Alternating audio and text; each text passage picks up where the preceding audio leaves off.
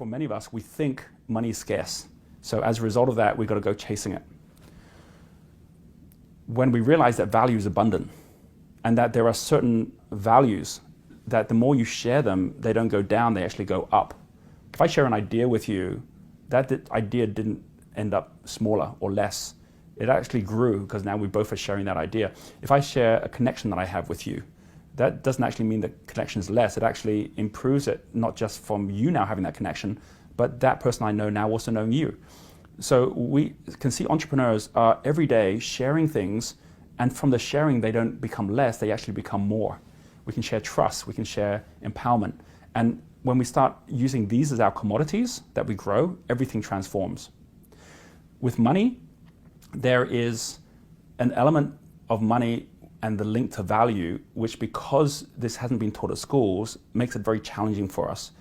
Money actually comes in one of 10 hierarchies of value, which within each level of the spectrum come into play. And when you understand those levels, we understand straight away how even people who have no money can actually get on the ladder and start already leveraging value that they have. And just go through them really quickly. There are 4 types of value in which money actually flows. The first 2 are the ones that people are usually very familiar with. And these ones we call retail values. Retail values are where you spend the money and the money doesn't come back. Like you go and you buy a dinner, right? You get the food, but you don't get the money back. Most of us are used to working with retail value, which is why we just see money going one way. It never comes back to us again. We're buying all these different things.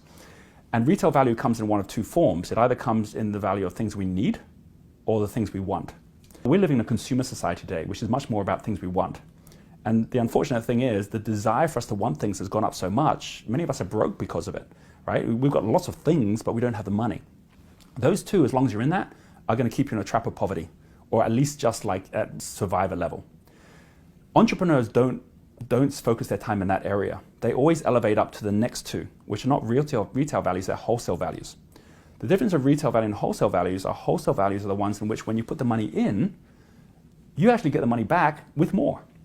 One type of wholesale value is component value, which is where you're actually, like for example, if someone's got a job, what's happened is that your boss has bought your time for component value. They're actually using that time and they're expecting to make more money from your time than you can. They're expecting to turn it into a product or into a service, and if they can't, you'll lose your job. So there's an element of component value, which if you start seeing how you can actually take what you've got and give it to someone else in a way that they can use that and add more value into it. And every company, Microsoft does this, Apple does this. That's why you have an entire app community for your mobile phone. They've created component value that other people can use in order for them to build their businesses as well. And then the next one is investment value, which is where 95% of all the money in the world flows through these 2. Investment value is the currency market, the property market. It's where you don't even need to create anything. You can just put the money in, and over time, if you're putting it in the right thing, you'll see it go up. Sometimes it goes down, comes back up again, but fundamentally, entrepreneurs are consumers of wholesale value. So every time I put $1 into something, I'm getting more than $1 back, and I'm adding value to the whole market at the same time, right? Playing a game of football where you're passing the ball on is also wholesale value because you get to have the ball coming back.